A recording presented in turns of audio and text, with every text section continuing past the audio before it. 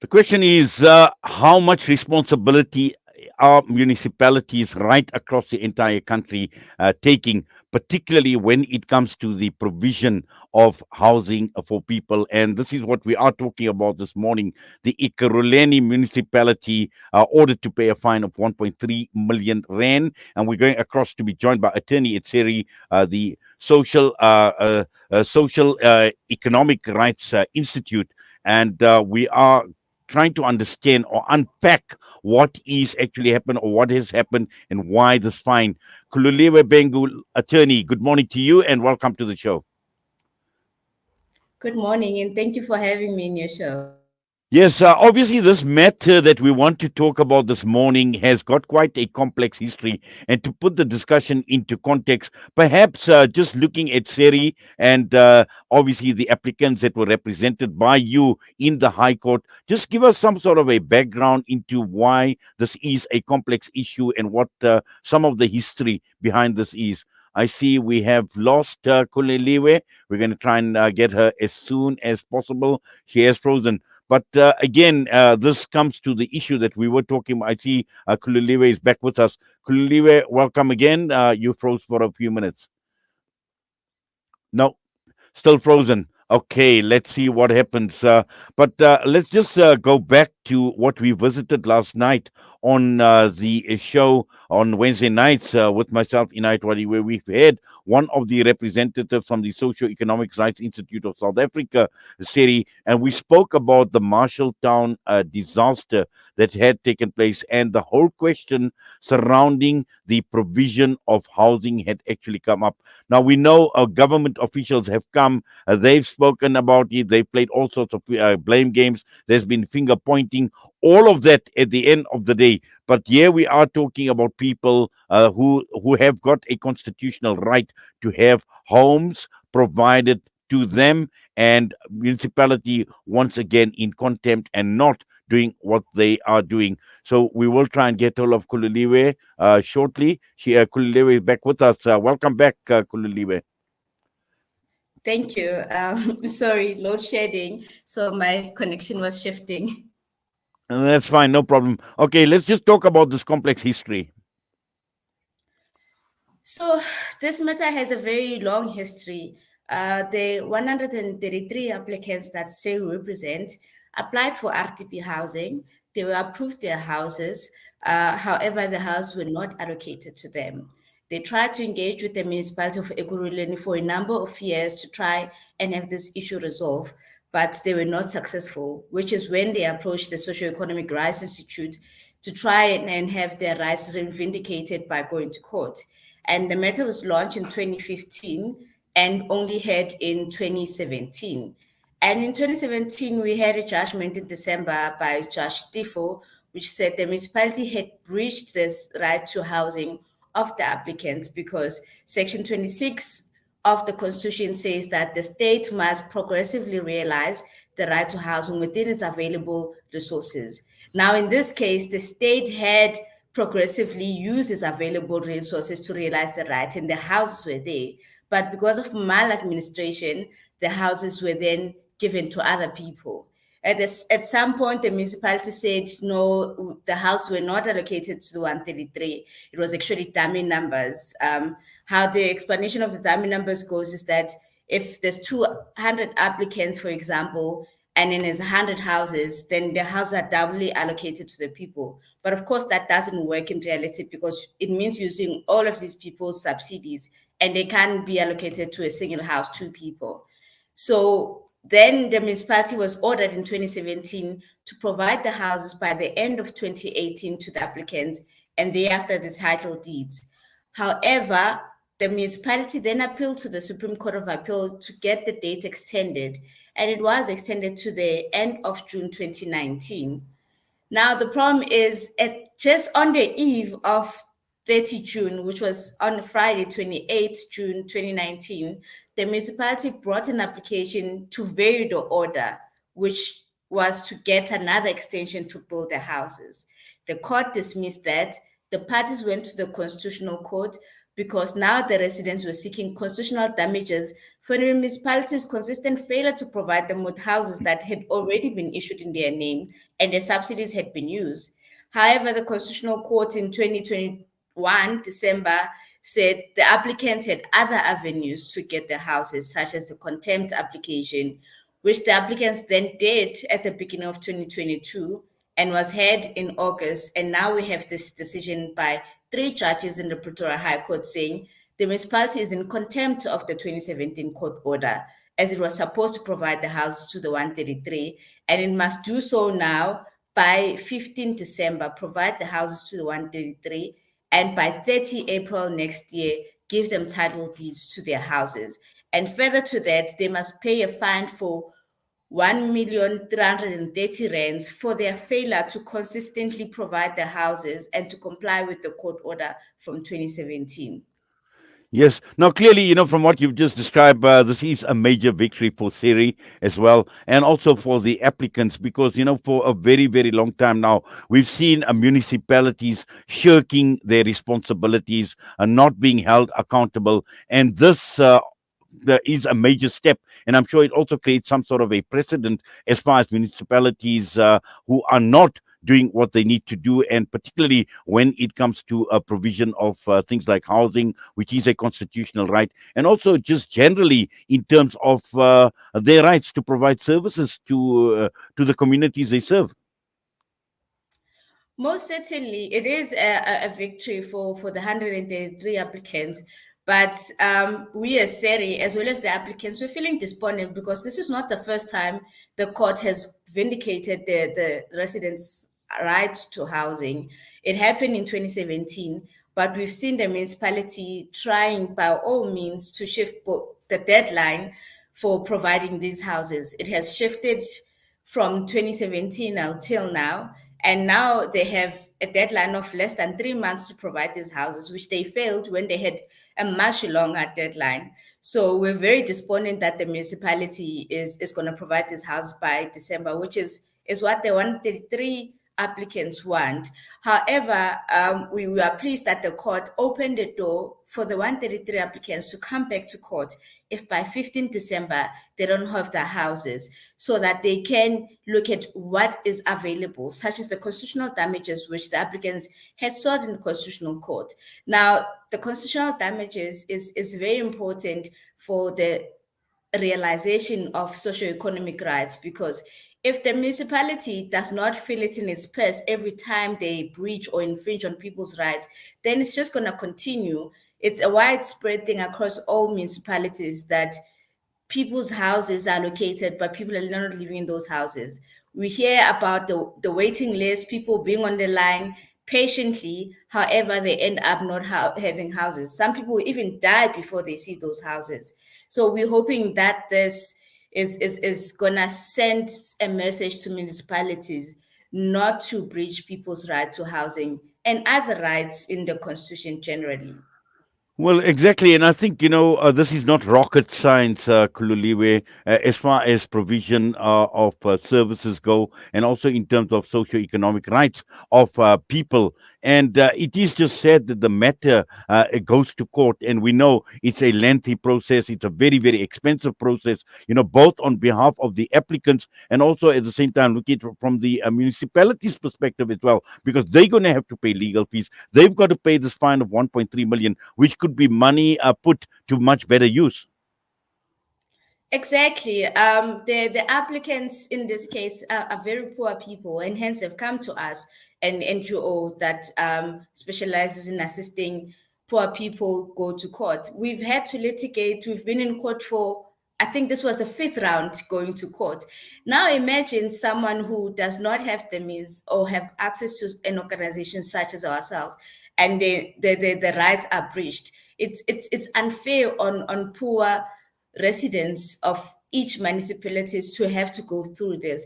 And as you correctly pointed out, the money the municipality has used over the years for litigation and the fine they now have to pay could have been used to just house the 133 residents and to also provide basic services to many of its residents who are in desperate needs of such services. Well, it is a clear case of penny wise and pound foolish on the part of municipalities. They would rather pay those legal fees, but again, try and and the key issue here is when you look at the constitutional court as well, and the importance of constitutional damages as an appropriate remedy. And I think you make mention of that in this article, where it speaks about a significant victory for the applicants and all communities for fighting for appropriate socio-economic rights redress in the country.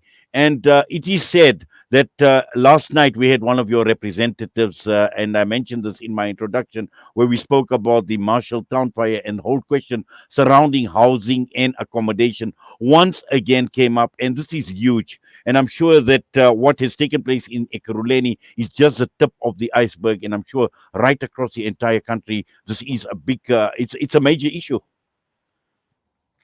Most definitely.